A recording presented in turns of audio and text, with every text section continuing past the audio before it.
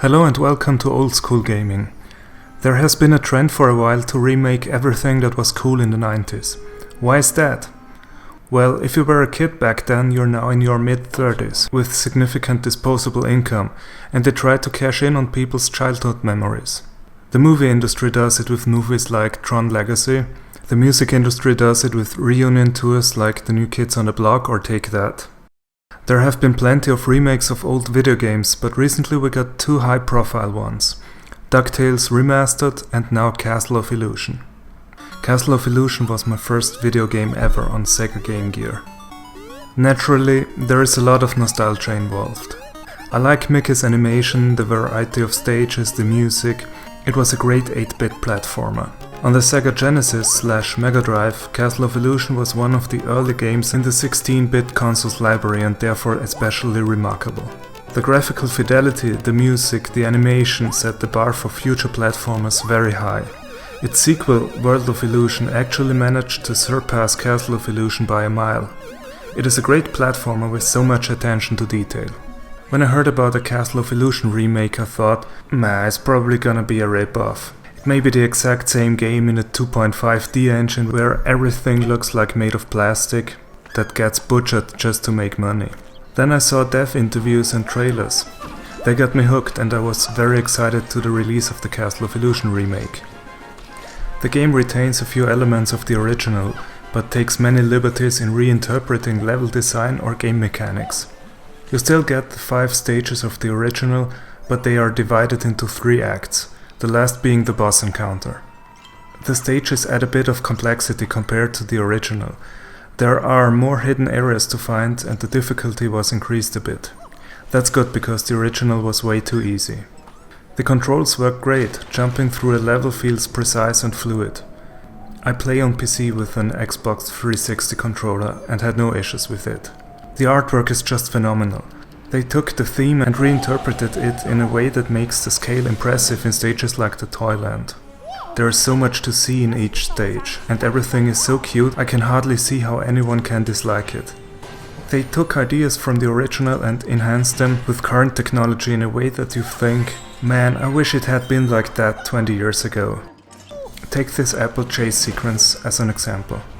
This is dramatic and intense compared to the original. Let's have a look at the 16-bit version.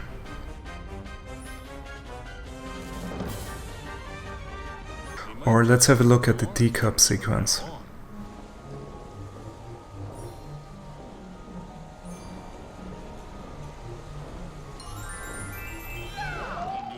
The original is quite basic as you would expect from 25-year-old hardware, and I'm not talking bad about limitations from back then.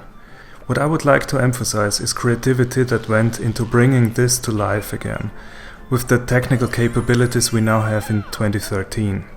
All this creativity and attention to detail also went into the music. For nostalgic freaks who want a remake that is actually exactly the same as the original, they added the option to have the original music. By default you listen to a rearranged soundtrack and many tracks are much better than the original ones in my opinion. It perfectly blends with the graphical style and Mickey as a cartoon character specifically. Playing Castle of Illusion feels and sounds like you're in control of a Mickey Mouse cartoon and I love that. Sega added a few gimmicks too, such as 12 Steam achievements, unlockable costumes and a time attack mode. I don't need that, but I'm sure there are plenty of people who will appreciate that. This game does have flaws, however. The first thing I noticed is that the game runs in the language of your operating system, even if you have the language in the global Steam settings and those for the individual games set to English. You can turn off the subtitles, so you're not bothered that much by it since the narrator speaks English. The biggest complaint by people on the Steam forums is that the game is locked at 30 frames per second like many other console ports. Some people may not notice it, others will pretend it makes them go blind or something.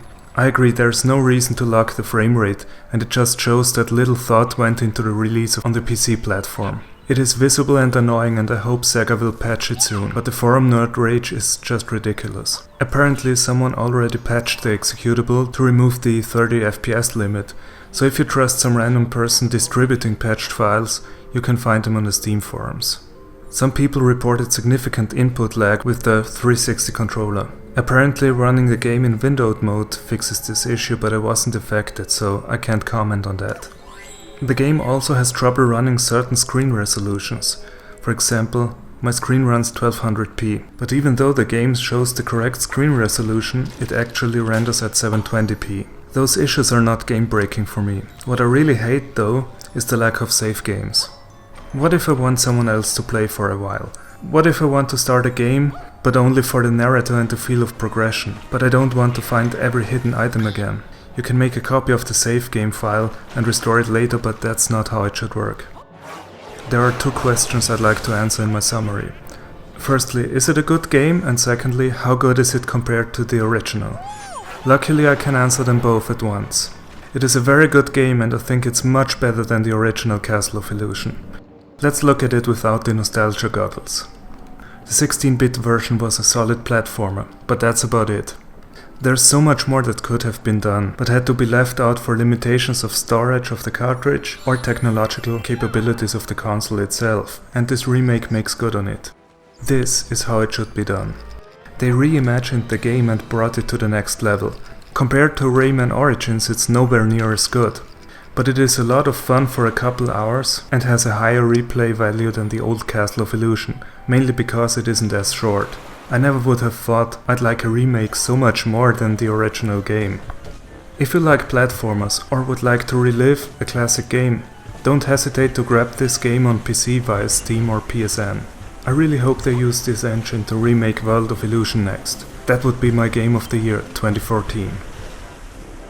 See you next time and feel free to watch my playthroughs of the 8 and 16-bit titles.